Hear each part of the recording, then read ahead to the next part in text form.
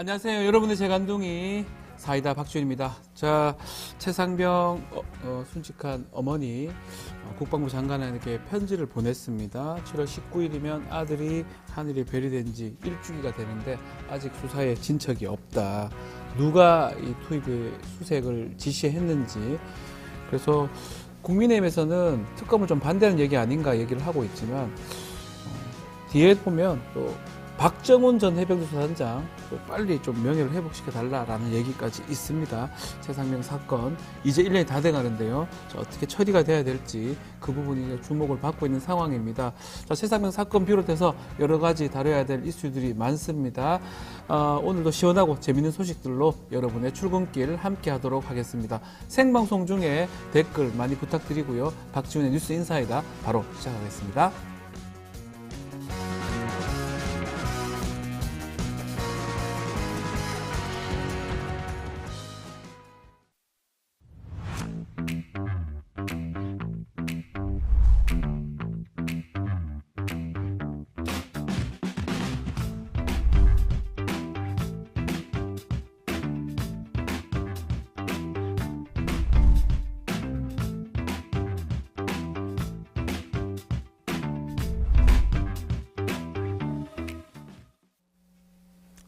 자, 바쁜 아침 꼭 알아야 할 뉴스들만 엄선해서 전해드리겠습니다. 듣기만 해도 이해가 쏙 뉴스픽.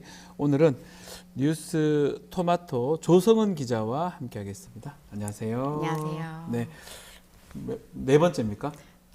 다섯 번째. 다섯 번째입니다. 네, 괜찮습니까? 뭐 아직까지는 괜찮은 것 같습니다. 네, 알겠습니다.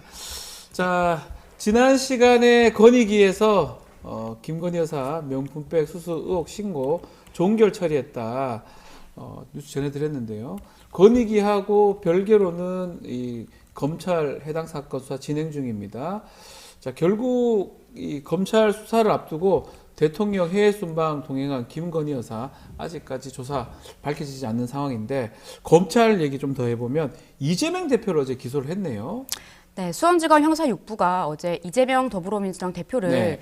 쌍방울 대북 송금과 관련해서 제3자 뇌물 등의 혐의로 불구속 기소했습니다.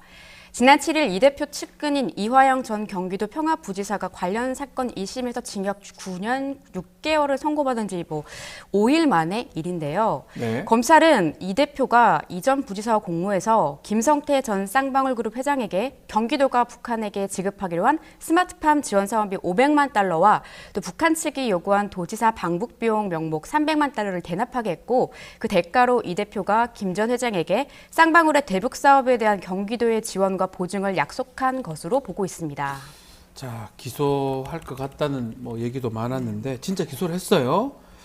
이재명 대표 반응 어떻습니까? 이재명 대표는 검찰의 기소 소식에 검찰의 창작이라고 이렇게 꼬집으면서 어이없다는 반응을 보였습니다. 네. 또 이화영 전 부지사의 1심 판결에 대해서도 말 같지 않다고 했는데요. 김성태 전 회장과 자신이 통화를 했다는 판결 내용에 황당하다는 입장을 밝힌 겁니다. 네. 아마 제3자 뇌물죄입니다. 쉽게 말하면 북한이 그 뇌물을 받은 쪽이고 이재명 대표를 위해서 뇌물을 받았다. 이런 내용으로 읽히기 때문에 그런 내용이기 때문에 황당하다 이렇게 표현했을 것으로 보이는데 몇 번째 기소입니까 지금? 민주당 분위기는 또 어때요? 10번째 기소고요. 10번째 기소요? 네. 이번 추가 기소로 재판이 이제 4개로 늘고 있습니다. 재판이 4개죠. 민주당은 명백한 정치 기소이자 정적을 제거하기 위한 수사농단이라고 반발했는데요. 한민수 민주당 대변인의 논평을 통해서 검찰이 또다시 야당 탄압, 대통령의 정적 죽이기에 나섰다. 검찰은 왜 지난해 영장 기각 후에 기소하지 않고 이제 와서 추가 기소하냐 이렇게 지적했고 네. 민주당 검찰 독재 정치 탄압 대책위원회가 기자회견을 열었습니다. 검찰 독재 정권이 정적을 제거하기 위해서 수사권과 기소권을 남용해 수사농단을 벌인 실체를 반드시 밝혀내고 그 책임을 묻겠다. 이렇게 강하게 의지를 밝혔습니다. 네. 또 민주당 정치검찰 사건 조작 특별대책단은 쌍방울에게 매수를 당해서 대북송금 재판에서 증언을 번복했다는 의혹을 받는 안부수, 아태평화교류협회장과 쌍방울을 고발하고 대북송금 특검법 처리도 속도를 내기로 했습니다. 자, 국민의힘 입장도 있을까요? 네, 이재명 대표 사법 리스크가 현실화됐다 이렇게 보고 있는 것 같습니다. 박준태 국민의힘 원내대표는 또 같은 날 논평을 냈습니다. 이재명 대표의 독선적 리더십과 고집이 아무리 강해도 검찰과 사법부의 시계는 멈추지 못할 것이다. 쫄리면 지는 것 이렇게 비판했습니다. 자, 지금 네. 있습니다. 사실은 판사 선출제랑 또 판결 결과에 대해서 판사를 처벌할 수 있다. 뭐 이런 법 왜곡죄 추진을 지금 민주당이 하고 있는데 네. 여기에 대해서도 박 원내대변인이 좀 비판하는 입장을 보였습니다. 이 대표를 위해서 검사를 탄핵하고 유죄가 선고되면 판결을 내린 판사마저도 탄핵하겠다는 선언, 이거는 입법 쿠데타나 다름이 없다. 국정을 마비시키고 헌정을 논란하겠다는 엄포라고 이렇게 질타했는데요. 나경원 의원도 자신의 SNS에 이 대표와 민주당의 조직적인 사법 방해가 본격화될 것으로 보인다. 그리고 다수 의석수 권력을 앞세워서 2심 재판부를 또 얼마나 괴롭힐지 걱정이다. 재판관에 대한 겁박은 법치에 대한 도전이며 국민에 대한 배신이라고 글을 게재했습니다. 자, 법사위에서 지금 이화영 부지사 관련 수사 자료, 재판 자료를 제출하라 이렇게 요청을 했네요. 네, 민주당이 결국 단독으로 법사위 전체 회의를 열어서 대북 송금 사건의 진실 규명에 대한 강한 의지를 표명했는데요. 박균택 법사위원은 회의에 참석해서 행정부에 김성태, 방용철, 이화영 전 부지사의 출정 기록과 또 이들에 대한 변호인 접견 기록, 별건 수사 관련 내용, 그리고 이화영 사건 판결문을 제출하라고 요청했습니다. 네. 이성윤 법사위원도 무도한 윤석열 검찰 정권과 무도한 검찰을 개혁하는데 최선을 다하겠다고 결의를 다졌습니다. 민주당은 앞으로 국민의힘의 참여를 무작정 기다리지 않고 국회법에 따라서 법사위를 운영하겠다는 방침입니다. 판결문 일단 공개하지 않겠다라고 했던 부분, 그리고 뭐 연어 초밥인가요? 그 사건이 있었는데 네. 바로 선고가 됐다는 거, 그리고 국정원에서 자료가 공개가 됐는데 쌍방울 주가 조작 관련 문건이죠. 그럼에도 변론 제기하거나 선고 연기하지 않고 재판 선고됐다는 거. 막 그런 것 때문에 국회 법사위에서, 국회 법사위는 법원하고 관련성이 있습니다. 자료를 제출 요구를 하는 거로 보입니다. 자, 댓글들이 좀 있습니다. 우리 조성원 기자, 이뻐요 젤리스님입니다. 네. 감사합니다. 네. 긴장하지 마십시오. 네. 자, 증거가 차고 넘치는데 뭐 기소냐 뭐 이런 얘기도 있고요. 최윤님이 김성태, 안부수, 김태균 이들의 연결고리를 조사해야지, 수사해야지 이렇게 얘기를 합니다. 요새 보면 우리 댓글 주시는 시청자분들 더 많이 알고 있는 것 같아요. 베테랑이신 안부수 사건하고 지금 같은 사건인데 좀 달리 좀 판결된 부분들이 있는 거죠. 배동원님, 김희영님, 진자윤님 댓글 감사드립니다. 항소하는 거죠? 이화영 부지사는 이미 네. 지난 10월에 항소장 제출했습니다. 항소했군요. 그리고 검찰도 죄질에 비해서 네. 선고가 너무 가볍다는 가볍다. 뭐 이유를 들어서 9년 6개월. 네, 예. 맞항소했고요. 네. 네, 쌍방 항소가 된 상황이네요. 자, 항소심 과정도 한번 지켜봐야 될 것 같고요. 자, 법사위 전체 회의 어제 열렸는데 최상범 특검법 발의를 했다면서요. 네, 법사위가 최상범 특검법의 상정을 완료했습니다. 네. 관례상 법률 제정안이 20일의 숙려 기간을 거치는데 정청래 법사위원장은 위원회 의결을 거쳐서 숙려 기간을 생략하기로 했습니다. 네. 이걸 두고 신속하게 법안을 본 궤도에 올려서 처리하려는 의지가 엿보인다. 즉 속도전에 돌입했다는 평가가 나오고 있는데요. 22대 국회 상임위 중 법사위를 가장 먼저 가동한 겁니다. 네. 자, 법사위원장 선출 이틀 만에 지금 법안 상정 마쳤는데 속전속결을 봐야 될 것 같은데 7월 초까지 처리가 가능한 겁니까? 법사위 간사인 김승원 민주당 의원이 네. 어제 CBS 라디오 김현정의 뉴스쇼에 나와서 최상병 순직 날짜가 작년 7월 19일이고 네. 또 수사 외압이 들어왔다는 집중된 통화 기록이 7월 말에서 8월 초 사이인데 대개 1년 지나면 통화 기록이 말소된다면서 거부권을 예상하면 7월 초까지는 특검법이 통과돼야 재의결까지 타임라인이 맞는 것 같다 이렇게 말했습니다. 네. 민주당은 오늘 오전 정책위원 총회를 열어서 당론 법안을 심의 의결하고 법안 처리 기간을 단축하는 국회법 개정안을 발의해서 입법에 더욱 속도를 낼 전망입니다. 국민의힘은 지금 국회 일정 거부하고 있죠.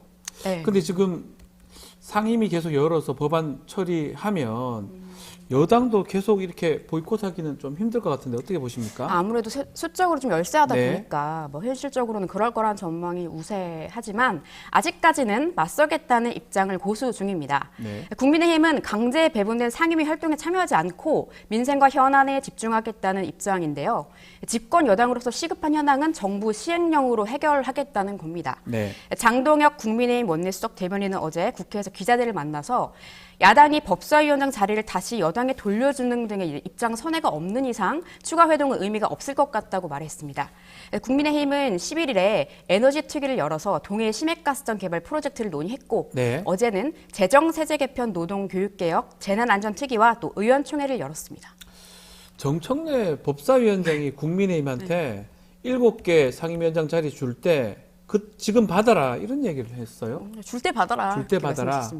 예. 어제 김어준의 점수는 힘들다 뉴스 공장에 출연하셔서 상임위원장 7개 자리 줄 때 받으시라. 네. 안 가져가겠다고 하는데 책임 있는 야당으로서 언제까지 일 안 할 수는 없다. 이렇게 말씀하셨는데요. 민주당은 국민의힘이 원구성 협상에 응하지 않으면 기다려주지 않고 그냥 국회법대로 처리하겠다. 이런 입장에 변화가 없다는 것을 강하게 피력하고 있는 중입니다. 네. 박찬대 원내대표도 지난 10일 최고위원 회의에서 산적한 민생 현안이 얼마나 많은데 국회가 일을 못하게 농성하고 떼쓰고 있냐. 아직 완료되지도 않은 7개 상임위도 하루빨리 구성을 마무리할 수 있도록 국회의장께도 요청하겠지만 국민의힘도 원구성 마무리를 위해서 적극 협조해라. 이렇게 촉구한 바 있습니다. 자, 이게 순직한 최상병의 어머니가 국방부 장관한테 편지를 이제 보냈다는 얘기가 있는데 이것도 좀 소개를 좀 해주십시오. 아까 이제 변호사님께서 오프닝에서 설명해 주셨듯이 이제 그 편지 내용인데요. 네. 7월 19일이면 이제 최상병이 순직한 지 이제 1주년이 된다. 근데 아직도 수사에 진 적이 없다. 누가 그날 유속의 빠른 특탕물에 우리 아들을 투입시켜서 수색을 시켰는지 한 점의 의혹도 없이 빠르게 경찰 수사가 종결되도록 부탁드린다. 네. 이런 내용이고 그 진실이 밝혀져야 내가 살아갈 수 있다. 이런 호소를 계속 하셨는데요. 그러면서 또 우리 아들 사망사고를 조사하시다가 고통을 받고 계신 박종훈 전 해병대 수사단장님이 군인으로서 명예를 회복하고 또 선처를 해주셨으면 좋겠다 이렇게 부탁하셨습니다. 네, 알겠습니다. 명백히 좀 밝혀내고 사고 책임을 좀 물어달라 이렇게 얘기를 했습니다. 하루빨리 좀 의혹들이 좀 해소되고 관련자들 제대로 좀 처벌받는 결과, 이게 어쩌면 당연한 결과인데요. 그런 결말을 좀 봤으면 좋겠습니다. 재난 소식 하나 짚어보겠습니다. 어제 방송 중에 재난 문자 삐에 울려서 깜짝 놀랐었는데 알고 보니까 그때 지진이 났었어요. 네, 저희 어제 방송 중에 경보를 네. 울려서 깜짝 놀랐었는데 그때 그러니까 오전 8시 26분께죠. 전북 부안에서 4.8 규모의 강진이 발생했습니다. 네. 이 지진은 올해 한반도에서 발생한 지진 중에 최대 규모의 지진인데다가 또 17회의 여진이 지속돼서 주민들이 한동안 불안에 떨었다고 합니다. 네. 그러니까 지진은 사실은 이게 전라도 지역에 지진이 좀 있었나 싶은데 경험이 별로 없었을 것 같은데 주민들이 아마 깜짝 놀랐을 것 같아요. 지진 발생 원인이 파악이 됐습니까? 또 상황은 지금 어떻습니까? 정확한 원인은 아직 파악되지 않은 것 같은데 네. 한국지질자원연구원에 따르면 현재 지진 발생지를 지나는 함열 단층에서 지진이 발생됐을 가능성이 높다 이렇게 보고 원인을 조사 중이라고 합니다. 또 중앙재난안전대책본부는 상황 보고를 통해서 인명피해는 없었지만 유리창이 깨지거나 또 벽에 금이 가는 이런 사고가 129건 발생했다 전했습니다. 자, 국가유산에 손실 피해가 있었다는데 국가유산 어떤 게 피해를 봤습니까? 내소사 대응보전, 구암리 지속묘군, 계암사 석가열의 삼전 불상 이런 국가유산도 이제 파손됐다고 합니다. 네. 총 6건이 파손됐다고 하는데 중대본이 피해 상황을 계속 모니터링하겠다. 그리고 주요 지역의 안전 관리를 철저히 하라고 독려하고 있다. 이렇게 밝혔고요. 관계 부처와 지자체에 피해 상황을 모니터링하라고 지시하고 국가유산 손실이 발생한 지역에 접근 금지 조치도 하겠다. 이렇게 공개적으로 밝혔습니다. 네. 자, 대통령 지금 해외 순방 중인데 해외에서도 한마디 했네요. 네, 대통령 관계자, 그러니까 대통령실이 어제 서면 브리핑을 발표했는데 브리핑을 통해서 해외 순방 중인 대통령의 입장을 전달했습니다. 네. 카자흐스탄 국빈 방문 중인데 지진 발생 관련 보고를 받은 윤석열 대통령이 관계부처에 국가 기반 시설 등에 대해 피해 상황을 신속하게 파악하고 안전 점검을 실시하는 등 재반 조치를 취해라. 추가적인 여진 발생에 대해서는 국민들이 불안해하지 않도록 관련 정보를 지속적으로 신속 정확하게 전파하고 비상 대응 태세를 점검하라고 당부했다고 합니다. 네. 자, 지금 채윤님이 여진이 심각했다. 17번 있었다고 합니다. 이건 그냥 댓글이라서 지금 확인이 안 되고 있는데 4.7, 4.8 정도였죠. 김동윤 님도 말씀 주셨고요. 지진이 이제 자주 일어나는 곳이 아닌데 지진이 갑작스럽게 발생했습니다. 지진 이제 어느 곳에도 일어날 수 있으니까 안심하지 말고 경과를 꼭 지켜봐야 될 것 같습니다. 자, 지금까지 조석은 기자와 함께했습니다. 오늘 말씀 감사합니다. 감사합니다.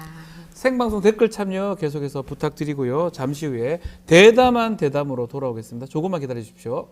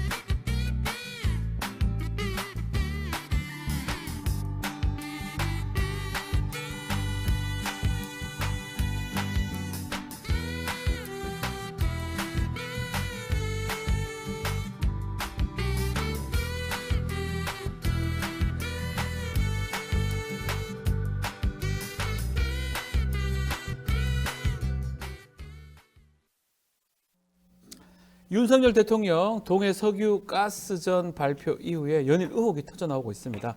정부가 TF 꾸려서 좀 해명에 나서고 있지만 의혹이 아직 깔끔하게 해소되지 않는 그런 모양새인데요. 대통령 깜짝 발표 이후에 온 나라가 지금 들썩이고 있는 가운데 대통령이 쏘아올린 공, 그 가스전 논란, 또 중요한 민생 현안 같이 한번 살펴보겠습니다. 관련해서 김병욱 더불어민주당 경기도당 위원장이죠. 또 오준호 기본소득당 공동대표 두 분 나오셨습니다. 안녕하십니까? 네, 안녕하세요. 안녕하십니까? 네. 두 분 많은 분들이 알고 계시겠지만 그래도 간략하게 시청자들 위해서 한번 소개 한번 네. 또 카메라를 네. 보고 말씀하시는 네. 촉이 있습니다. 예. 네, 현재 더불어민주당 경기도당 위원장을 맡고 있는 김병욱입니다. 네. 보름 전까지는 분당을 국회의원을 하고 있었습니다. 반갑습니다. 말씀을 하시는 거는 네. 이번에 조금 안타까웠다. 그 말씀이네요. 네, 알겠습니다. 경기도 도당위원장이시고 보름 전까지 21대 국회의원을 하셨습니다. 자, 우리 대표님도 말씀 좀 부탁드리겠습니다. 네, 반갑습니다. 시청자 여러분, 기본소득당 공동대표입니다. 지금은 당 상임대표 권한 대행도 하고 있고요. 네. 예, 지난 총선에서 대구 수성을에 민주진보 단일 후보로 출마했다가 아쉽게도 2위로 낙선했습니다. 반갑습니다. 자, 두 분 다 좀 안타까운 상황이긴 한데 뭐 괜찮습니다. 자, 지금 이게 맞는지 모르겠지만 일당백 용해인 오준호 막 이렇게 쓰는데 일당백 용해인 아이디일까요? 그 용해인 의원이 직접 썼지는 않았을 것 같은데 이 시간에 일어나서 글쎄요. 맞으면 맞다고 한번 말씀 주시면 감사할 것 같습니다. 직접 썼을지 아니면 용해인 의원 팬일 수도 있는 것 같고요. 알겠습니다. 본격적인 이야기 좀 이어가겠습니다. 위원장님. 네. 석유가스전 사태 이거 설명 예. 좀 해주셔야 될 것 같아요.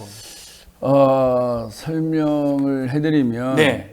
좀 갑작스러웠죠. 갑작스러웠어요, 진짜로. 그게 제일 핵심인 것 같아요. 갑작스러웠다. 정말, 예. 6월 3일 날 아침 10시에 네. 동해안에 석유와 가스가 약 140억 배럴이 매장될 가능성이 높다. 그런데 그 가능성은 20%다. 네.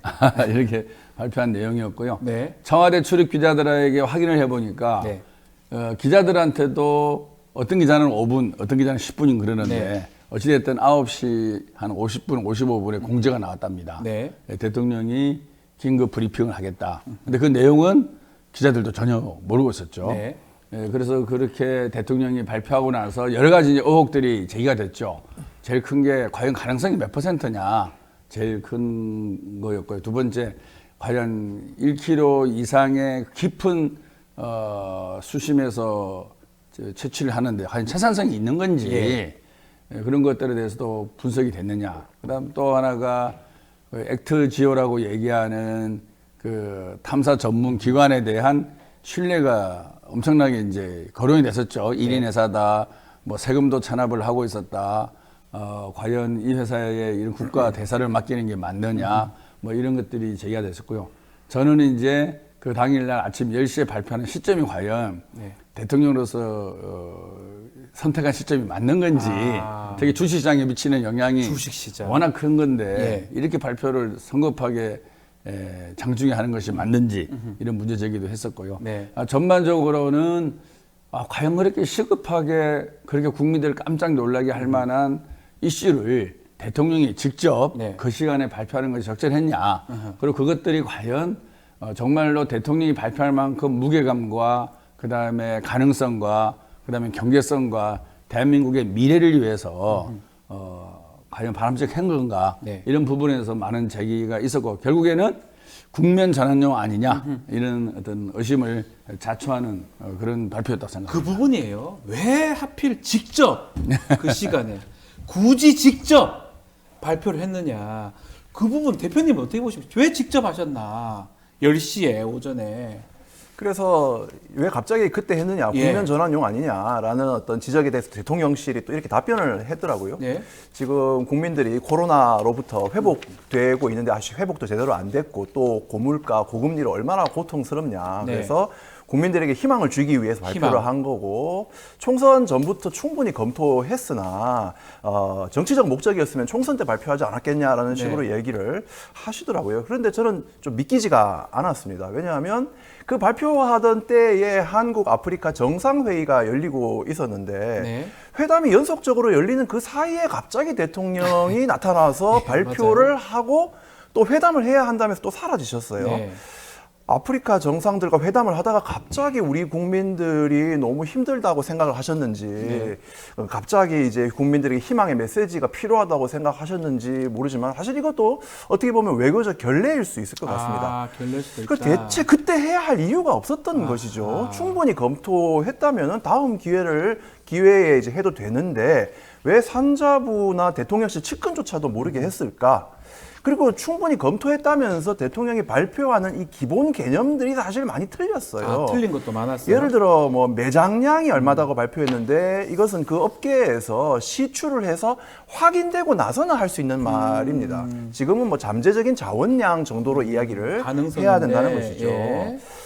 그래서 저는 이게 신중하게 검토해서 발표했다는 말은 전혀 못 믿겠고 실무진에서는 뭐 이런 검토를 했을지 모르지만 대통령을 잘 이해하고 있지 않다가 최혜병 수사 외압 같은 의혹들이 계속 쏟아지고 더 이상 이 피할 수 없는 상황이 되었을 때 이것을 발표함으로써 진짜 말씀하신 것처럼 전국 전환을 해야 되겠다. 그런데 대통령이 이 사안을 잘 이해하고 있지 못하기 때문에 질문을 받으면 잘 대답할 수가 없는 거예요.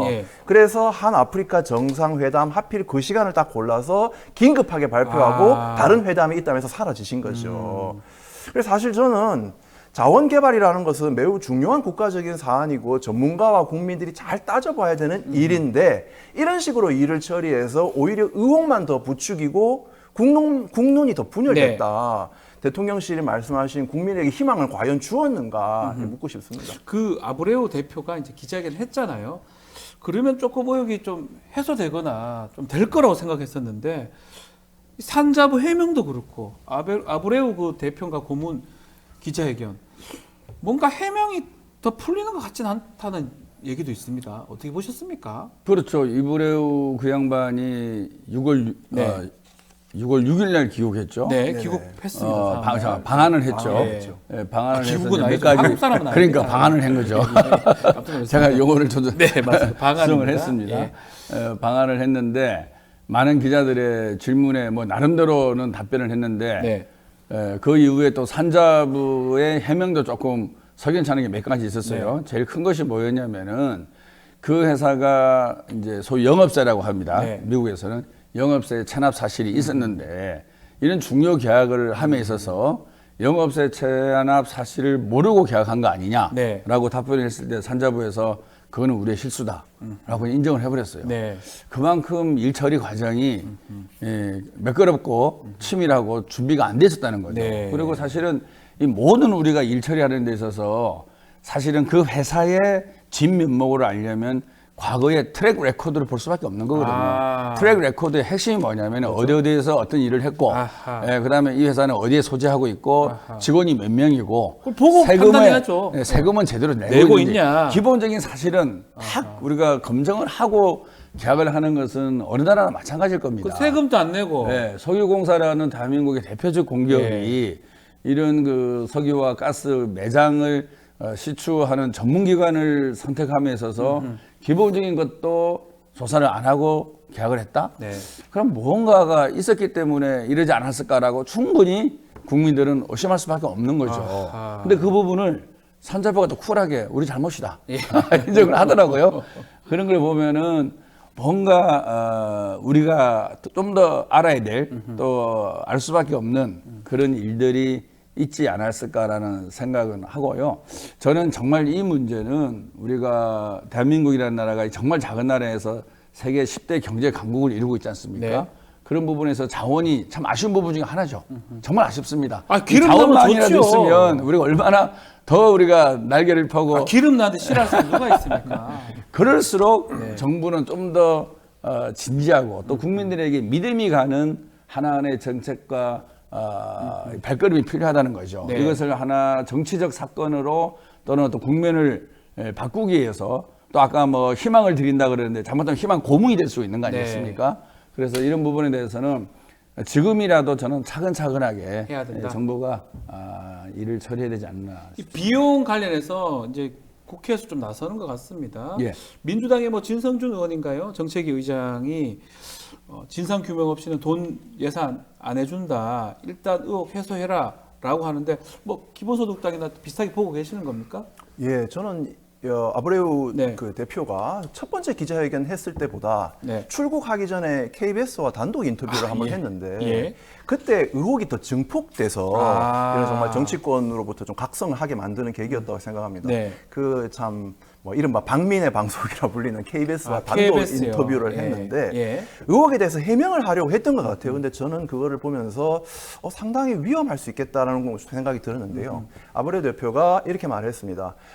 이 유망 구조를 한 7개 발견했는데 이 중에서 자기라면 위험 부담이 작은 것부터 파겠다라고 하면서 그 말 속에서 석유공사에 그러한 조언을 해주겠다라는 식으로 이야기를 했어요. 다시 네. 말해 석유공사의 와는 이런 시추 대상지를 결정하는 것까지도 컨설팅 계약이 되어 있는 것으로 네. 보입니다. 그래서 그가 뭐 어디를 파라고 하면 그렇게 될 가능성이 매우 높아 보이는데 저는 이것이 과학자의 접근이 아니라 매우 정치적인 접근 같아요. 아. 이제 제가 전문가들한테 물어보면 예를 들어 20%의 확률이라고 하는 것은 5개의 시추공을 팔 때 제일 높은 게 그쯤 될 거라고 합니다. 네. 그 다음에는 뭐 15%, 10% 줄어들 수 있다는 것이죠.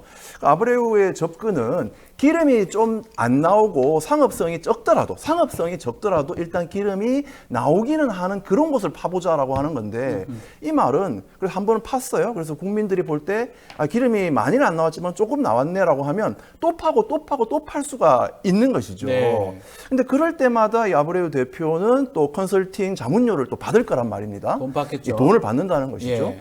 그래서 이것은 아브레우 대표의 개인적 이해관계가 좀 걸려있는 그런 발언이 아닌가라고 생각이 들고 정부의 입장에서도 이것을 정말 과학적인 어떤 결과에 따라서 정확히 가장 가능성이 높은 곳을 파는 게 아니라 네. 일단 국민들이 봤을 때 기름이 조금 나오네 계속 파봅시다라고 하는 여론을 이끌기 위한 어떤 의도가 아브레우를 통해서 드러나고 있는 게 아닌가라는 생각마저도 들더라고요. 그 부분도 사실 문제가 되는 것 같습니다. 그리고 지금 우리 김병우 위원장님께서 뭐 SNS에 당시 글을 바로 게재를 하셨던데 저도 본 바가 있는데 이게 우리가 석유가스 뭐 안 납니다. 전량 수입하잖아요. 이게 나고 안 나고가 말씀처럼 주가에 엄청나게 문제가 될 수가 있고 시장을 개장하기 10시 그 무렵에 주식 시장 하기 전에 그때 했다. 요게 주가에 막대한 영향을 미친다. 이 부분을 또 지적을 하셨어요. 그렇죠. 그렇게 보시는 겁니까? 그렇게 보시는 겁니까? 주가 관련 있다 당연한 거죠. 이거는. 이거는 뭐 누가 보더라도 대형 호재죠. 네, 누가 보더라도 단기 대형 호재인 거는 주가 분명한 전문가시잖아요. 주식 전문가시잖아요. 그래서 제가 그 하루 이후에 글을 올렸습니다. 네. 왜냐하면 이제 국회의원들이 올릴지 않을까 싶어서. 네. 근데 불행인지 모르겠지만 21대 국회 주식과 증권시장을 경험했던 의원이 없는 것 같아요. 저희 그래도 부족해 21대에는 보입니다. 한 3명이 있었거든요. 네. 3명이 있어서 저하고 이용우 의원하고 홍성국 의원이 서로가 이렇게 이제 코멘트도 달고 했는데 주식 전문 22대는 자본시장 출신들이 없어서 그래서 그 다음 날에 올렸습니다. 네, 네. 하루에 열을 두고 네. 올렸는데 지금 주식 투자자들이 1,400만입니다. 많습니다. 거기다가 이제 국민연금이라는 간접적인 투자자까지 합치면 전 국민이 네. 주식시장과 관련이 있는 경제적인 삶을 살고 있는 거죠. 네.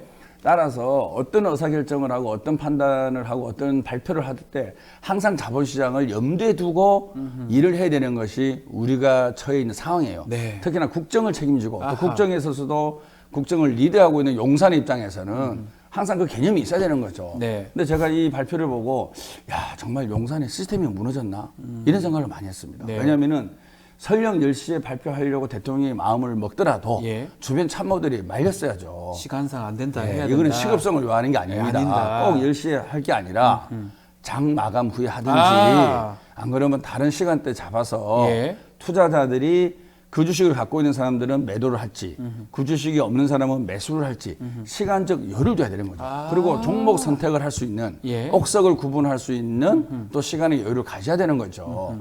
그래서 대통령이 그런 욕심을 가졌더라도 주변에서 말렸어야 되는 거고요. 네.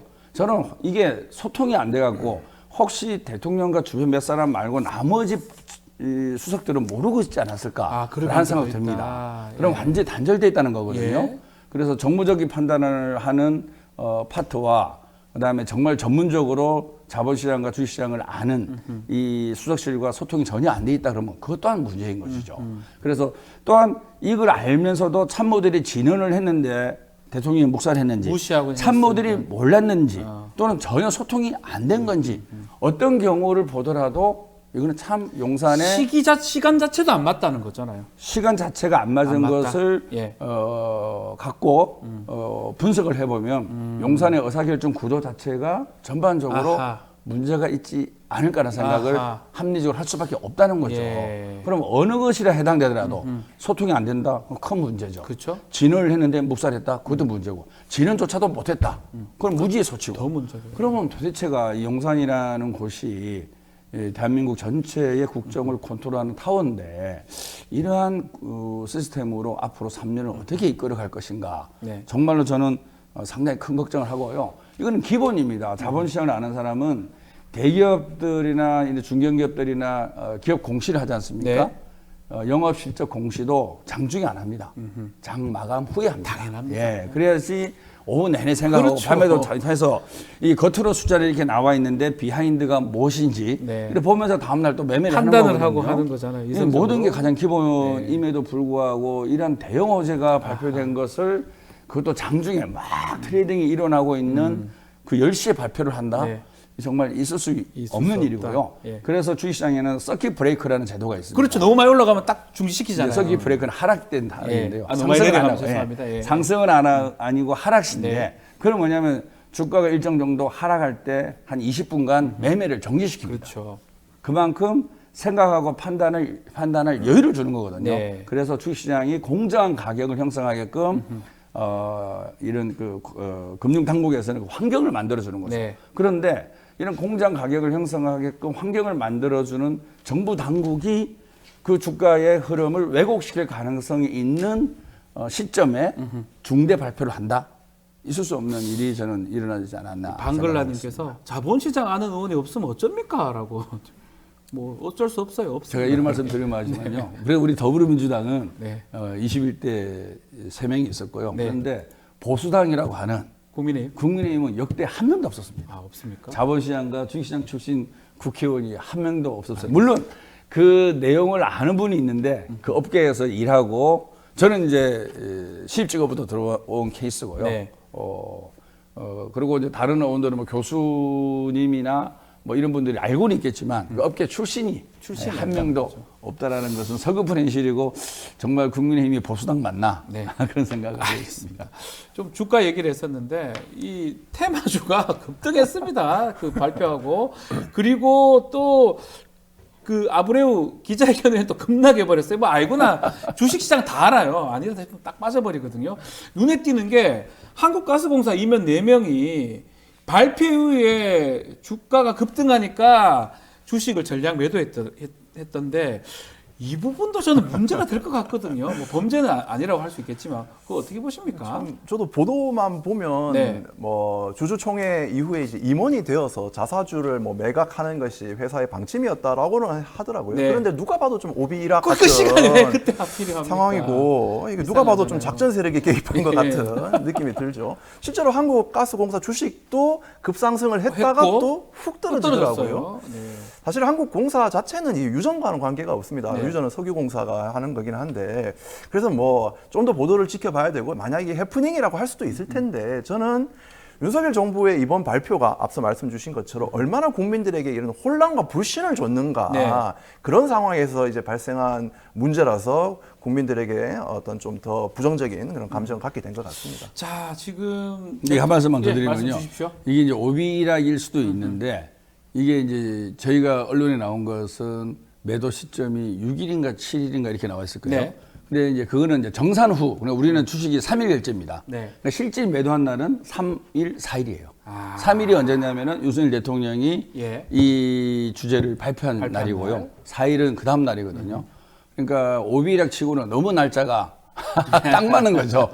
그래서 언론에 나온 것은 결제 시점이고 네. 실제 매도 주문을 낸 것은 3일과 4일이었다. 그럴 것이다. 그럴 것이다가 아니라 이건 확실한 맞습니다. 거죠. 예. 예. 그래서 3일 결제 이후에 정산된 것이 금감원에 보고가 되는 네. 거고요. 실질 매도하고 매수한 것은 3일 전. 네. 영업일 기준입니다. 예. 그래서 3일과 4일에 매도를 했다라고 저는 생각합니다. 그러니까 보도를 보면 뭐 주주총회에서 일주일 내에 팔아라 해서 그때 팔았다고 하는데 실제로 그런 어떤 지침이 있었는지 한번 파봐야 되는 확인해 문제라고 봐야 근데 생각합니다. 저도 그것도 조금 봐야 되는데요. 내부 규칙이 있다고 그러는데요. 우리가 보통 임원들의 자사주 매입도 허용을 하고 있습니다. 예. 그리고 대신에 6개월 이내는 매도를 못하게 하고 그렇죠. 있어요. 다시 말해 예. 단기 매매는 허용하지 않더라도 중장기 매매는 허용하거든요. 그래서 그 회사의 임원이 자사주를 매입하면 시장에서는 좋은 시그널로 받아들여지고 자사주를 매도를 하면 안 좋게 생각하죠. 나쁜 뉴스로 받아들이지 않습니까? 예. 근데 가스공사는 이제 공공기관, 공기업이다 보니까 또 다른 규정이 있는지는 모르겠어요. 네.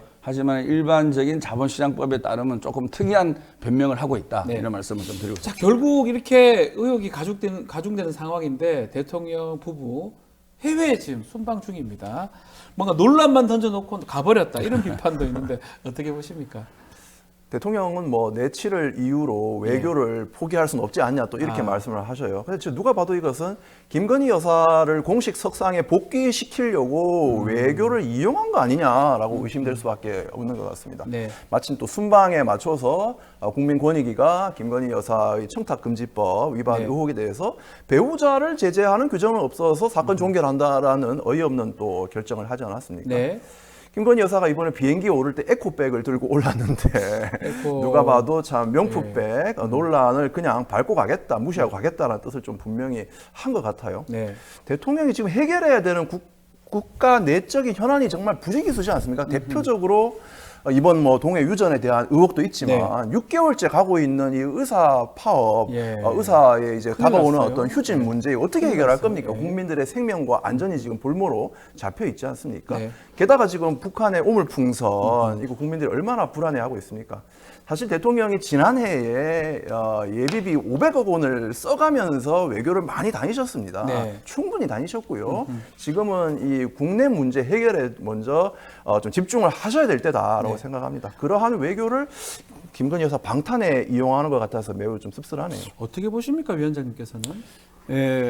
정말 외교 필요하죠. 필요하죠. 네, 가야 근데 되면 과유불급이 아닌가 싶습니다. 그랬더니 예. 이번에 방문한 나라 중에서 카자흐스탄은 두 번째 방문한 나라입니다. 네. 예, 우리가 한 나라를 대통령이 두 번 방문하는 것은 미국과 일본 정도 아니면 사실은 거의 없던 케이스 아니겠습니까? 예. 물론 이제 대외적인 명분은 뭐 여러 가지 우라늄이라든지 이런 뭐 리튬이라든지 네. 우수한 자원과 안정적인 공급망을 확보하기 위해서 간다. 그리고 대한민국의 차가 잘 팔린 나라입니다. 그 나라가. 네. 우리나라의 차의 세일에 좀 도움이 되게 하겠다. 물론 저도 반대는 안 합니다. 반대는 안 하는데 굳이 그거를 대통령이 꼭 가서 해야 되는 건지 네. 장관 보낼 수도 있는 거고 다른 외교적 루트가 또 많이 있지 않습니까? 그런 부분에 있어서 또 같은 나라를 두 번씩이나 방문하는 것이 과연 국민들에게 얼마나 설득을 할 수 있을지 또 출국하자마자 다음날 권익위가 김건희 여사에 대해서 면죄부를 주는 네. 발표를 했습니다. 예. 그런다 보면은 사실 이번 방문은 김건희 여사가 대동을 안 해도 저는 충분히 가능한 혼자 가도 되는 거 아닙니까? 그게 국민을 손방은 위한 같이 가야 되나? 국민을 위한 정치적 모양이라고 생각합니다. 근데 굳이 이 김건희 여사를 대동해서 가시고 그 다음 날 권익위가 발표하고 네. 뭐 이런 것을 보면 또 이것 또한 아까 말한 대로 자꾸 불신을 자초하는 그런 환경을 만들어내는 것이 정말 안타깝고요. 네. 정말 대통령의 외교 순방에 대해서는 국민이 박수를 치고 그 성과에 대해서는 정말 좀 환영을 하는 그런 문화가 빨리 만들어져야 네. 되는데 너무 안타깝습니다. 알겠습니다. 자, 오준호 대표님께 좀 질문 드리고 싶은 게 뭐 에너지 좀 전문가이십니다. 그러다 보니까 이번에 가스전 그 개발 계획 발표했던 거 어쩌면 또 세계적 흐름하고는 좀 다른 거 아니냐. 탄소 중립을 좀 얘기하는 건데 글로벌 흐름하고 역행하는 거 아니냐 이런 얘기도 있는 것 같아요. 바로 그 점이 네. 우리가 이번에 동해 유전을이라는 네. 어떤 아주 중요한 사건을 마주하면서도 네. 좀 더 깊이 고민해 봐야 되는 지점이라고 생각합니다. 예, 사실 예. 과거에 인류가 석기 시대에서 청동기 철기로 넘어간 게 돌이 떨어져서는 아니지 않습니까? 네. 지금 이제 탈화석 연료라고 하는 시대적인 흐름이 있는데 그 막바지에 지금 우리가 유전을 발견했다고 해서 또 그게 설령 상업성이 있다고 해서 네. 열광만 한 일은 좀 아닌 것 같고요. 네. 저는 오늘 석유를 캐서 당장 내일 쓸 수 있으면은 장점이 확실히 더 많을 거라고 예, 바로 생각합니다. 콸콸콸 나온다 지금. 그렇죠. 네. 우리 한 해 어쨌든 200조 원 가까이 화석연료를 수입하는 예. 나라로서 또 그게 국가 총수입의 25%가 이르는데 일부라도 대체할 수 있으면 예산을 아껴서 더 좋은 데 쓸 수 있을 거라고 생각합니다. 또 우리나라가 세계 6위의 정유산업 국가 아닙니까? 네. 그런 면에서 중동에서 가져와서 정제하는 그 원유를 대체한다는 점에서 장점이 있을 텐데 네. 문제는 이것을 설령 상업성이 있다 해도 개발을 했을 때 10년에서 15년 이후에나 실제로 사용할 수 있다는 겁니다. 그런데 그 사이에 기후위기의 영향으로 환경 규제는 점점 그렇죠. 강해질 겁니다. 정유산업만 해도 탈황 작업, 이 황을 없애는 작업에 점점 더 많은 비용이 들어가고 있어서 사실 마진이 계속 떨어지고 있는 상황입니다. 네. 또 탄소 국경세 같은 무역 장벽도 높아질 거고요. 반면에 이 태양에너지 같은 재생에너지 가격은 자꾸 떨어지고 있는 상황이죠. 그래서 이 시대는 화석연료에서 벗어나는 방향으로 가고 있는데 지금 이제 유전이 개발되었다면 여러 가지를 따져서 이것이 상업성이 있는지 언제부터 가능한지 같은 것을 충분히 집단 지성을 통해서 수기를 해야 되는 것이지 했었어야 되는데. 자원이 있으니까 캐면 우리 부자 된다 같은 좀 20세기적인 그런 논리에만 머물러 있을 때는 좀 아니라고 생각이 듭니다. 그리고 네. 한 가지만 보태자면은 기왕 이걸 하기로 하면 좀 더 신중하게 만약에 한다고 한다면은 한국 기업들이 이것을 채굴하는 데 참여해서 네. 그 이익이 외국에 나가기보다는 한국 내에서 공유되는 방향도 좀 고민해야 된다라고 생각합니다. 같은 맥락인데 지금 아리백 관련해서 2030년 재생에너지 목표 또 최저입니다. OECD 국가 중에. 결국 아리백 대통령 뭐 선거 중에는 잘 몰랐다 이제 몰랐지만 이제 대통령이 된 거잖아요. 이 부분 나중에 수출하고도 좀 연관성이 있는 거 아닙니까? 계속 꼴찌에서 될 일입니까? 이게? 심각하죠. 사실 대기업 임원들이나 그다음에 오너들을 만나보면요. 네. 그 걱정을 많이 합니다. 걱정스러워죠. 네. 잘 모르는 제가 봐서 걱정스러워요. 이제는 수출할 때 과연 그 수출 제품을 네. 어떤 에너지원으로 만들었느냐라는 것을 본다는 게 아리백이 아니겠어요? 그렇죠, 아리백이죠. 근데 우리가 정부의 정책이 이게 이념적으로 지금 진행되면서 뭐 재생에너지 예, 뭐 이런 원전을 계속 더 지으려고 그러고 그렇죠. 합니다. 지금 그렇게 하고 있는 거 아니겠어요? 예. 예, 그것이 물론 정부 정책에 따라서 원전에 대해서 호불호 또는 속도를 조정할 수 있지만 글로벌한 큰 트렌드를 막을 수는 없는 거거든요. 네. 글로벌 트렌드는 이제 모든 제품을 신재생 에너지를 갖고 생산을 해라. 네. 이게 이제 국제적인 합의로 가고 있는 거 아니겠습니까? 그는 정권이 바뀌든 안 바뀌든 큰 흐름을 유지를 해야 되는 겁니다. 네. 근데 그 큰 흐름을 미세 조정이 아니라 대폭 조정을 하려는 게 윤 정부의 에너지 정책이라고 합니다. 네. 근데 이것은 윤 정부의 이념적 목표를 이루는 차원이 아니라 대한민국 제조업에 네. 특히 글로벌 경쟁력을 갖고 있는 게 삼성, 현대, LG, 한화 나름대로 우리나라 대기업이 그런 경쟁을 갖고 있지 않습니까? 네. 이 기업이 커 나가는 데 있어서 결정적인 장애물로 작용할 수도 있다라는 걱정을 합니다. 네. 물론 정권이 이제 3년밖에 안 남았기 때문에 또 바뀔 수는 있겠지만 어쨌든 한 번 이게 정책이 결정되면 그거 바꾼다는 것도 시간이 꽤 걸리는 거 아니겠어요? 네. 그래서 정권의 이념적 목표를 추구하는 것이 아니라 대한민국의 미래, 특히 정말 이 작은 나라에서 제조업 강국을 만든 나라가 대한민국입니다. 이 대한민국이 계속 글로벌 경쟁력을 유지하고 강화시키게 나가기 위해서는 에너지를 원전이 아닌 신재생 에너지로 시프트해야 된다. 네. 이거는 글로벌한 목적에 우리가 충족을 해야만이 대한민국 제조업이 살아날 수 있다라는 사명감이 저는 필요한 시점이라고 생각합니다. 정리 좀 해주시겠습니까? 예, 뭐 앞서 전문가시니까요. 앵커님께서 네. 그 전북 부안 네. 지진 이야기를 한번 하시더라고요. 네. 이 전북 부안에 지금 4.8의 지진이 났는데 거기서 20km 떨어진 곳에 영광 핵발전소 단지가 맞아요. 있습니다. 맞아요. 거기 영광 핵발전소가 매우 노후화돼서 네. 지금까지 사고가 한 180건 가까이 나는 곳입니다. 우리나라 전체 원전에서도 사고 비중이 매우 높은 곳인데요. 이 원전이 수명이 내년이면 끝나는데 윤석열 정부에서 네. 계속 연장시키겠다고 네. 하고 게다가 원전을 더 짓겠다고 합니다. 사실 윤석열 정부가 재생에너지 산업을 이렇게 억누르고 있는 데는 이 원전을 하여튼 다시 부추기려고 하는 목표가 있지 않습니까? 네. 그런데 이제 말씀 잘 해주신 것처럼 재생에너지를 개발하고 확충하는 것은 단지 기후위기에 대응하는 정도를 넘어서 앞으로 국가 경쟁력, 혁신 경쟁력의 핵심입니다.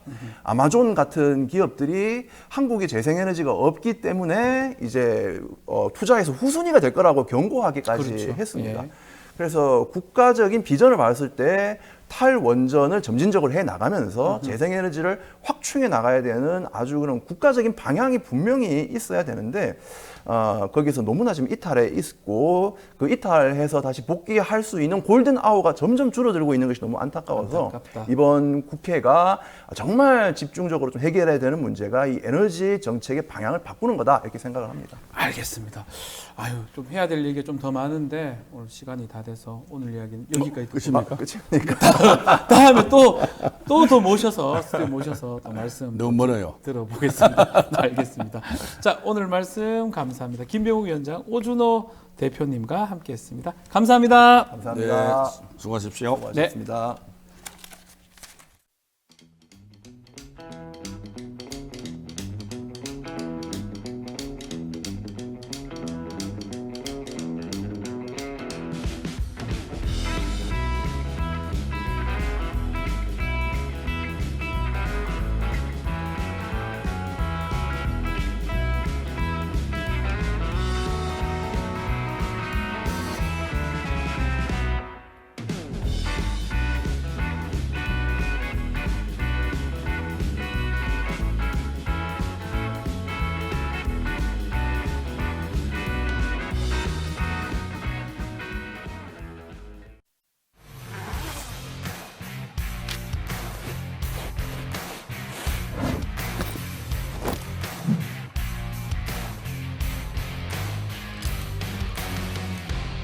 주식 평가 방법이 사용되고 있어요.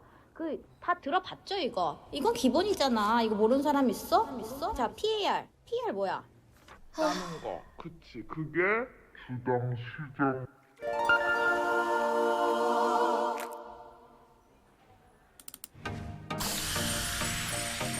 걱정 마세요.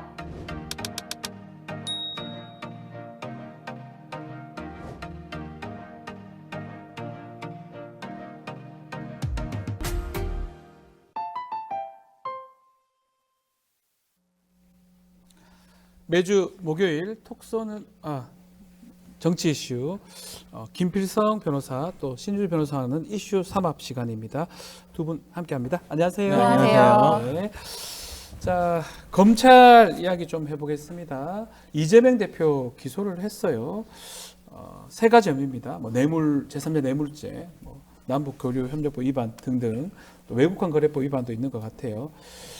자, 이 검찰이 이화영 전 부지사가 이하영 부지사 판결을 보면 결국은 경기도하고 쌍방울 그룹이 결탁한 것이 확인된다.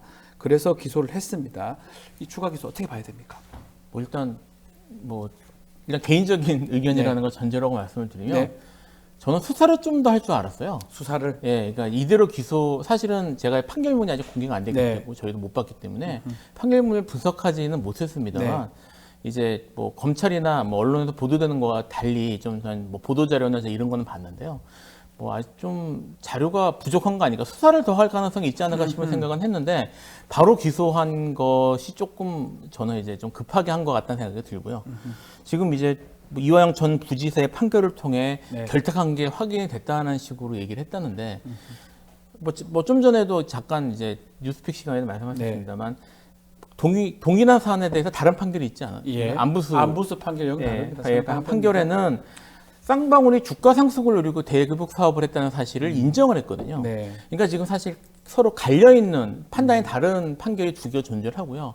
그거는 이제 상급심 올라가서 정리가 돼야 될 문제입니다. 뭐 이게 뭐 1심에서 판단이 갈리는 게 바람직하지는 않지만 있을 수 있는 일이라 올라가서 사실은 이제 정리가 되면서 상급심에서 그런 걸 정리하는 일을 할 텐데 여기에 갈리는 판결이 있는 상황에서 한쪽 판결을 확인됐다는 식으로 하면서 기소하기는 어렵지 않았을까 싶었는데 그렇죠. 이렇게 해버린 것에 대해서 조금 놀랍다.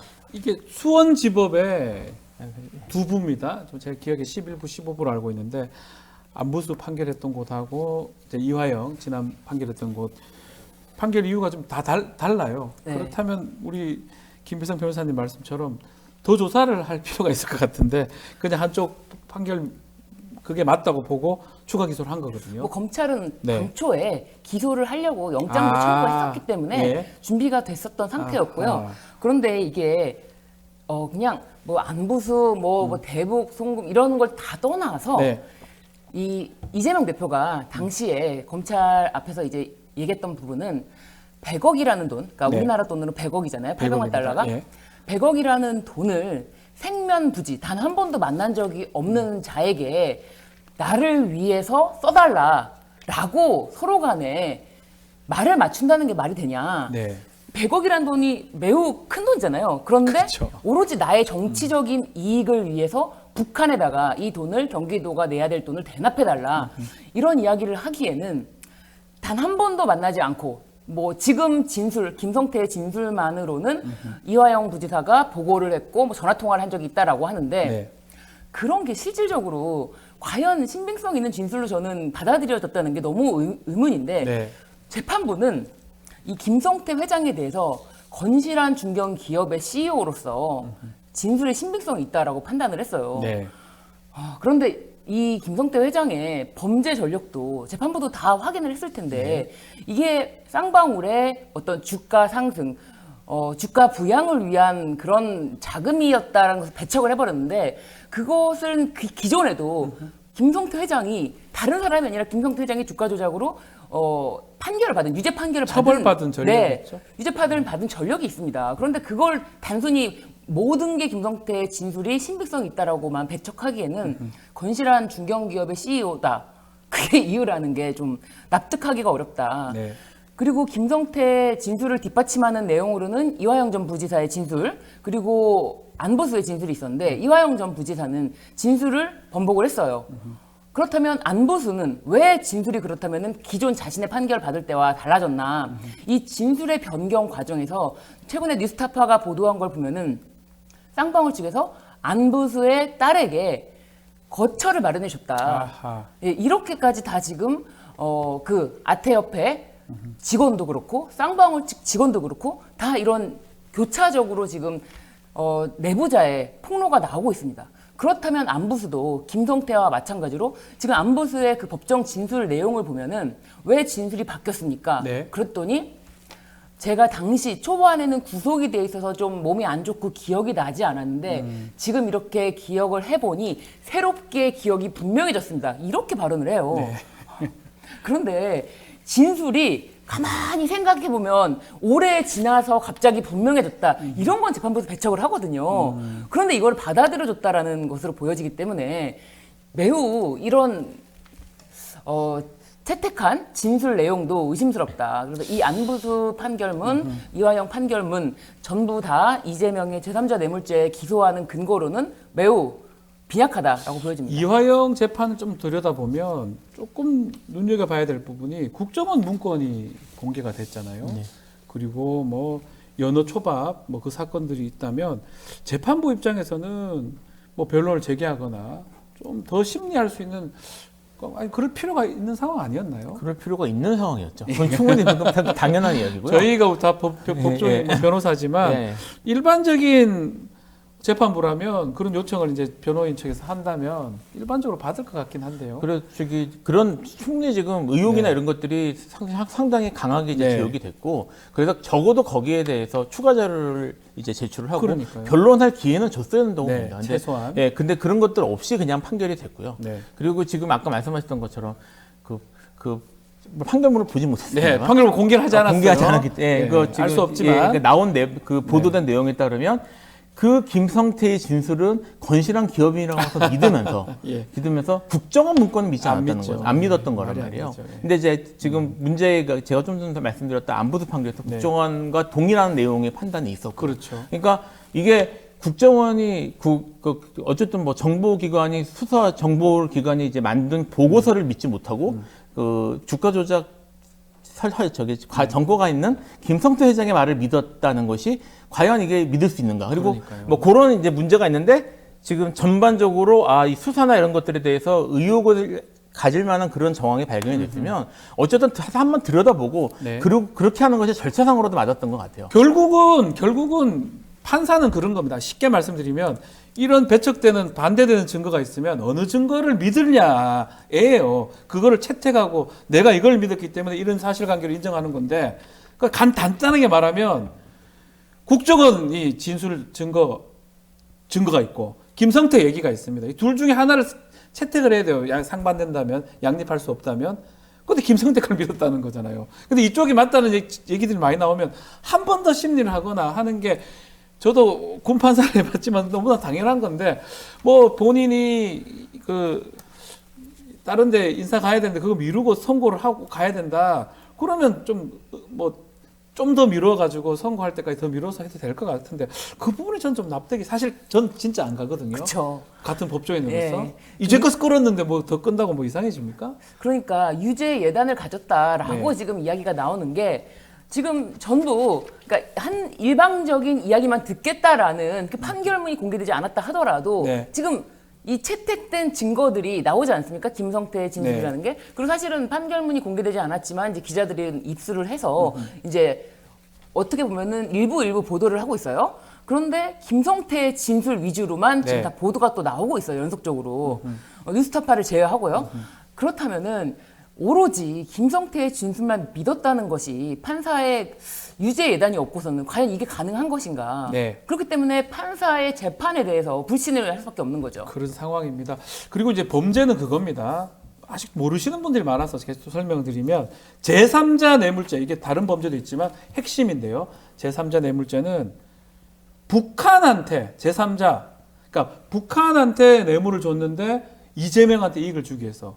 북한하고 이재명하고 친구입니까? 왜 봐야 됩니까? 그러니까 저기 이재명 대표에 대한 네.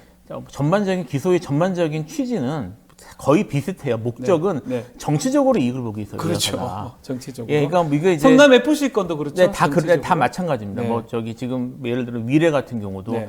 뭐 재선에 도움을 받기 위해서였다. 뭐 정치적 업적을 쌓기 위해서였다라는 식의 주장이에요. 정치적 업적 사전에 쌓아야 되는 거 아닌가? 예. 모르겠습니다. 근데 이것도 지금 예. 정치적 업적을 쌓기 위해서 했다는 말로 보입니다. 네. 뭐 어떻게 기소가 됐는지 아직 저기 공소장을 제가 보진 못했습니다. 판결문도 아직 안 나왔으니까. 판결문도 아직 안 나왔고 공소장도 아직 총달이 안 된 것 같아요. 얘기를 네. 못 들었으니까 제가.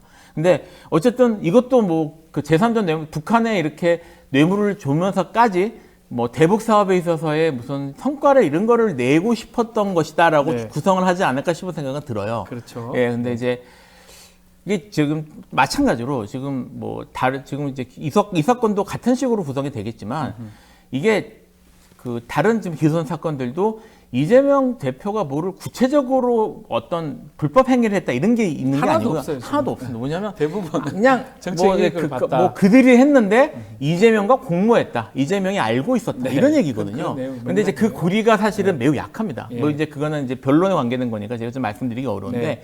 이 부분도 어떤 식으로 연결고리를 구성할지 모르겠는데 이게 과연 그 잘 부분 될까 한번 몰라요. 질문 드려볼게요. 네. 지금 말씀처럼 대북 송금에 네. 대해서 이재명이 알아야 될 거 아니에요. 네, 그러니까 그렇죠. 몰랐다고 하니까 뭐 수시로 이화영 부지사가 보고를 했다 이런 주장이 있는 것 같아요. 검찰 아마 공소장이 지금 공개가 된다면 이 부분도 포함이 될 것 같은데 네.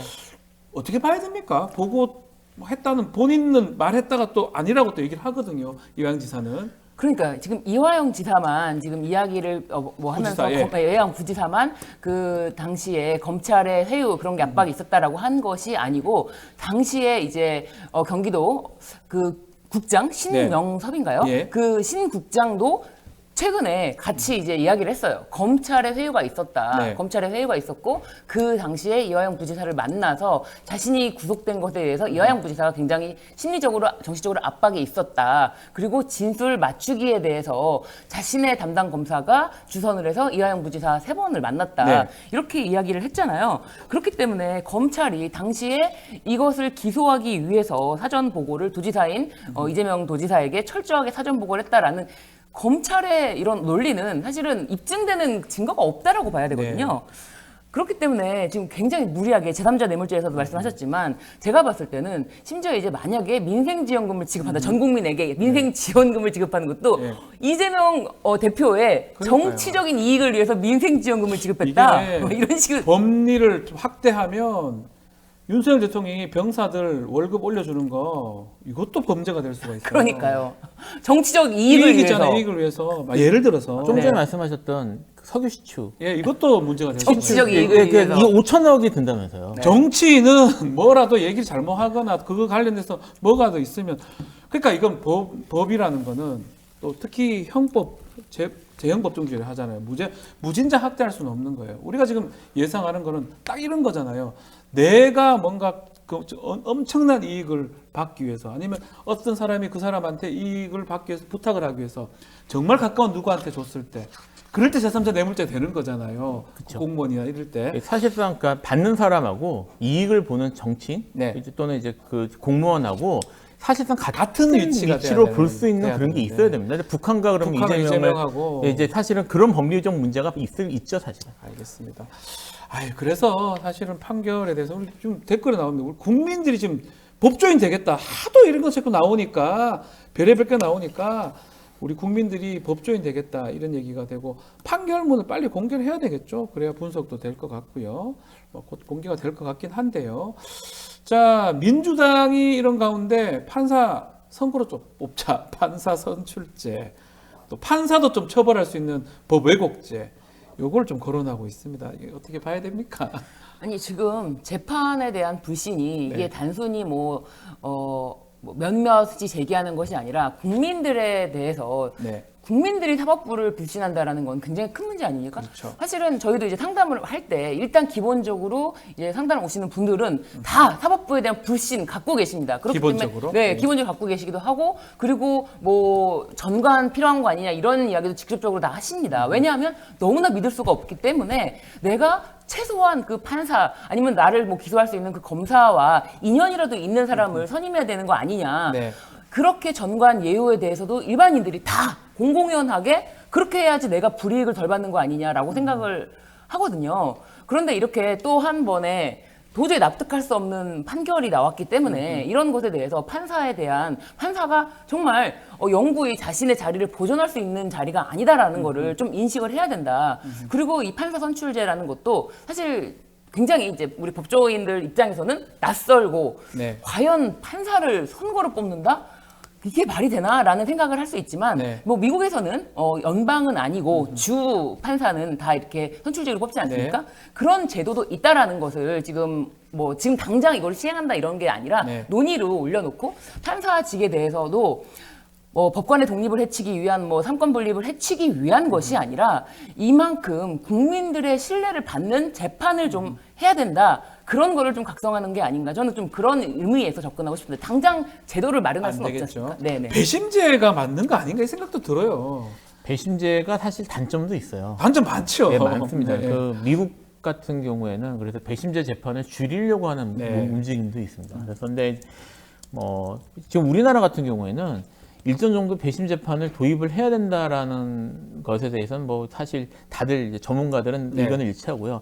다만 이제 전면 도입은 아무래도 미국 케이스도 있고 뭐 그래서 문제는 좀 있겠지만 중요 사건들 네. 또는 뭐 제 개인적으로는 판사나 검사와 관련된 사건들은 배심으로 하는 게 저도 맞지 그 않을까. 생각이 들어요. 이런 예. 거 배심하는 게 맞지 않나요? 예, 그리고 이제 지금 우리가 이제 일부 배심제 비슷한 제도가 들어와 있잖아요. 국민참여재판이라는 게 들어와 있는데 현재 지금 국민참여재판 시스템에 상당히 문제가 좀 많습니다. 네. 문제가 많고 또 중요한 게 법원이 운영을 요새 점점 안 하려고 그래요. 그러니까 계속 거절하시고 예, 계속, 예. 기각하시더라고요. 네, 그래서 현재 지금 마련되어 있는 것부터 일단 좀 제대로 하고 네. 이제 법원에서 일정 경우에는 의무적으로 하도록 하고 그 다음에 저도 이제 국민참여재판을 좀 해봤는데 네. 국민참여재판에 있어서 가장 큰 문제 중에 하나는 그 재판장이 배심원단에 너무 영향을 크게 미칩니다. 아, 계속 말씀하시죠. 예, 한 번씩. 예, 뭐 제가 절차를 다 설명할 건 아니지만 예. 뭐 그런 것들을 차단하는 거라든지 이런 것들부터 해서 차근차근 좀 그 범위를 넓혀가고 의무적으로 하는 게 필요하다는 생각이 듭니다. 알겠습니다. 자, 그래서 댓글에 AI 판사 이렇게 SMA님 주셨습니다. AI 판사. 그리고 뭐 요새 야구도 보니까 이렇게 네모 이렇게 ABS라고 그걸로 해서 별말 없어요. 예전에는 심판 판정에 대해서 다들 막 말이 많았었는데 좀 말할 게 없습니다. 왜냐하면 그대로 가기 때문에. 그래서 AI 판사 얘기가 나오는 것 같아요. 알겠습니다. 다른 이슈 좀 짚어보겠습니다. 한동훈 위원장 이야기입니다. 이재명 대표를 향해서 헌법 제84조 얘기를 했습니다. 대통령이 되기 전에 소송이 제기돼서 진행 중인 형사재판 중단될 수는 없다라는 취지의 SNS 글을 썼는데요. 이 저격글은 또 어떻게 봐야 됩니까? 한동훈 전 위원장이 네. 전당대회에 나와서 국힘당의 대표가 돼야 하는데 지금 윤석열 대통령과는 굉장히 사이가 안 좋다라는 것이 널리 알려져 있지 않습니까? 뭐 심지어 이제 욕설을 했다. 윤석열 대통령이 네. 욕설을 했다. 다른 사람에게 욕설을 했다. 이런 이야기까지 다 이제 공공연하게 지금 보도가 된 상황인데 그렇다면 이것을 어떻게 과연 헤쳐나갈 것인가? 대통령실 용산에서 반대하면 이거 당대표가 된다고 한들 이게 쉽지가 않을 텐데 그렇기 때문에 그렇다면 나의 지금의 역할은 무엇이냐? 처음부터 2조 심판론을 제기하지 않았습니까? 그렇다면 이재명 대표를 직격하면 그래도 윤석열 대통령이 나를 좀 바라봐주지 않을까라면서 헌법 84조의 불소추 특권에 대한 이야기를 꺼내고 있어요. 네. 그렇다면 이것은 윤석열 대통령에 대한 러브콜인 것 같은데 사실 헌법 1조 1항부터 좀 살펴봐야죠. 네. 헌법 1조 1항 대한민국은 민주공화국이다. 지금 대한민국이 민주공화국으로 지금 잘 돌아가고 있습니까? 지금 국회가 돌아가지 않고 있지 않습니까? 네. 그런 상황에서 대통령은 거부권을 남발하고 뭐 앞으로 수백 건의 거부권이 나올 수 있다라는 취지의 이야기를 여당에서 공공연하게 하고 있는데 지금 한동훈 비대위원장은 이 헌법 1조부터 좀 돌아봐야 되지 않을까 하는 생각이 듭니다. 자, 이 저격 이렇게 했다라는 거는 아마 본인이 또 전당대회도 나가야 되겠다. 뭐 이런 또 나는 이재명 대표하고 같은 급이다. 뭐 이런 얘기를 하려고 하는 거라고 봐야 되겠죠? 뭐 이제 계속 주목받기를 원하는 거죠. 이슈가 돼야 되는 거니까. 이슈가 돼야 되니까. 이슈가 돼야 되니까 지금 정치 활동을 하겠다는 의미로 보이고요. 네. 이제 이재명 대표가 지금 이번에 또 이제 기소되는 전에 나온 걸로 제가 알고 있긴 직전에 나온 합니다. 직전에 나온 말은 이거는. 합니다만 사실 여기서 제가 그 이야기를 조금 더 하는 게 좋을 것 같아요. 네. 마침 안 그래도 저희가 한 2주쯤 전에 그 변호인이 셋밖에 안 되는데 셋이서 저녁을 먹으면서 이거 재판 언제까지 갈까에 대한 얘기를 했어요. 재판 얘기를 하셨군요. 네, 했는데 지금 제가 이제 여기에 그 논의를 했으니까 제가 좀 설명을 하는 게 맞을 것 같습니다. 지금 재판 지연 방탄이라는 게 너무 많이 하는데 거의 이제 입만 열면 그 이야기를 하는데 지금 저희가 2주에 3번 재판을 하거든요. 2주에 3번 재판을 하는데 2주에 3번 재판을 하면서 아침 10시 반부터 저녁 7시까지 해요. 3번을 하고 이제 3번을 하는데 지금 이거보다 더 할 수는 없습니다. 재판부터 힘들어서 못 하고요. 지금 최대한 페이스를 당겨서 하고 있어요. 하고 있고 그리고 저희 입장에서 빨리 끝내고 싶습니다. 이게 재판 오래 하면은 그리고 일주일에 3번 이렇게 하면은 먹고 살기 힘들거든요. 변호사들 너무 힘들어요. 너무 힘듭니다. 못 견딥니다. 근데 예. 지금 이제 저희가 이제 위례, 그 다음에 대장동, 그 다음에 성남 FC, 그 다음 백현동 이 순서로 할 것 같아요. 야, 다 할 것 같은데 예. 이제 제 위례 사건에 대한 증인 신문을 지금 유동규, 남욱 그리고 이제 그 정영학 회계사가 이제 이제 아직 안 끝났는데 네. 6월 말까지 할 것 같거든요. 근데 그 이 3명 하는데 작년 10월부터 지금까지 걸렸습니다. 위례 사건 하나에. 반년 이상 걸렸네요. 8개월 걸린 거죠. 이 3명 하는데 3명 하는데 8개월 걸렸습니다. 전 사실 위례가 6개월 내로 끝낼 수 있지 않을까라고 처음 시작할 때 기대를 했는데 이거 택도 없다. 네. 올해 내로 끝내면 다행이다. 뭐 나머지 양은 좀 준다고 하더라도. 네. 그러면 지금 뭡니까 그 기록 양이 대장동만 해도 2배가 넘거든요. 네. 대충 290건 정도 되는 것 같아요. 190건입니다. 권입니다. 몇십만 페이지. 20만 페이지가 20만 페이지예요? 넘고 저희는 백현동은 아직 등사도 안 했어요. 보지도 못했고. 보지도 못해요. 성남 FC하고는 예. 보지도 못했어요. 그러니까 3년 넘을 것 같은 거 1심이 들어보시면 아시겠지만 그렇겠죠. 예. 그래서 이제 그거하고 같이 이 가니까요. 89조 문제를 밥 먹으면서 얘기를 했습니다. 회계했는데. 예, 마침 이걸 하셔가지고. 네. 근데 저희는 어쨌든 불소치 특권 때문에 네.